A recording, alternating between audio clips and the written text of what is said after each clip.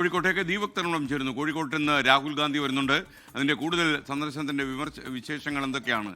Deepak, good morning. Rahul ഗാന്ധിക്ക് ഇന്ന് ഏറ്റവും കൂടുതൽ പരിപാടി കോഴിക്കോട് ജില്ലയിലാണ്. കണ്ണൂർ ജില്ലയിൽ ആകെ ഒരു കോർണർ മീറ്റിംഗ് മാത്രമാണ് വെച്ചിരിക്കുന്നത്. അത് നേരത്തെ അജീഷ് വിശദമാക്കി. കണ്ണൂർ സിറ്റിയിലാണ്, കണ്ണൂർ നഗരത്തിലാണ്, നഗരഹൃദയത്തിലാണ്. കോഴിക്കോടാണെങ്കിൽ ഗ്രാമപ്രദേശങ്ങളിലൂടെയാണ് രാഹുൽ ഗാന്ധിയുടെ യാത്ര. ആദ്യ പരിപാടി തന്നെ കല്ലാച്ചിയിലാണ്. കല്ലാച്ചിയിൽ 1 മണിക്കാണ് കോർണർ മീറ്റിംഗ് നിശ്ചയിച്ചിരിക്കുന്നത്. അത് കഴിഞ്ഞ് കല്ലാച്ചിയിൽ നിന്നും അദ്ദേഹം നേരെ നീങ്ങുന്നത് പേരാമ്പ്രയിലേക്കാണ്. പേരാമ്പ്രയിൽ ഇടതുമുന്നണി കൺവീനർ മത്സരിക്കുന്ന പേരാമ്പ്രയിൽ അദ്ദേഹം പൊതുയോഗത്തിൽ സംസാരിക്കുന്നു. അവിടെ ഫാത്തിമ തഹ്ലിയാണ്, ലീഗ് സ്ഥാനാർത്ഥിയാണ്. അവിടെ അദ്ദേഹം പൊതുയോഗത്തിൽ സംസാരിക്കുന്നു. പേരാമ്പ്രയിൽ നിന്നും അദ്ദേഹം നേരെ ബാലുശ്ശേരിയിലേക്ക് നീങ്ങുന്നു. ബാലുശ്ശേരി ഇപ്രാവശ്യം UDF ലക്ഷ്യമിടുന്ന മണ്ഡലങ്ങളിൽ ഒന്നാണ്.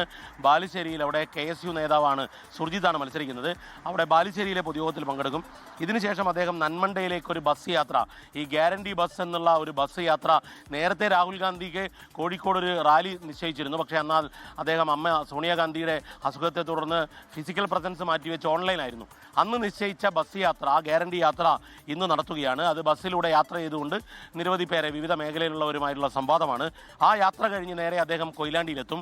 കൊയിലാണ്ടിയിൽ നിന്നും കൊല്ലത്തിലേക്ക് രാഹുൽ ഗാന്ധിയുടെ റോഡ് ഷോ ഉണ്ട്. റോഡ് ഷോ കഴിഞ്ഞ് അദ്ദേഹം കൊയിലാണ്ടിയിൽ സംസാരിക്കുന്നു. നേരെ എയർപോർട്ടിലേക്ക് മടങ്ങുന്നു.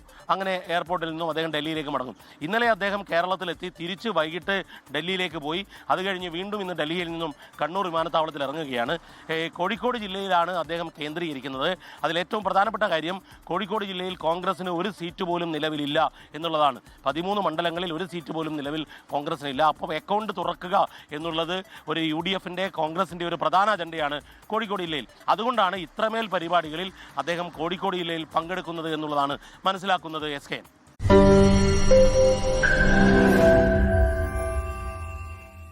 ലോകത്തെവിടെയായാലും ഏത് സമയത്തും 24 വാർത്തകളും ഓഗ്മെന്റഡ് റിയാലിറ്റി പാക്കേജുകളും എക്സ്പ്ലെയിനറുകളും വിശദമായി കാണാൻ ഞങ്ങളുടെ YouTube ചാനൽ നിങ്ങൾക്ക് സബ്സ്ക്രൈബ് ചെയ്യാം.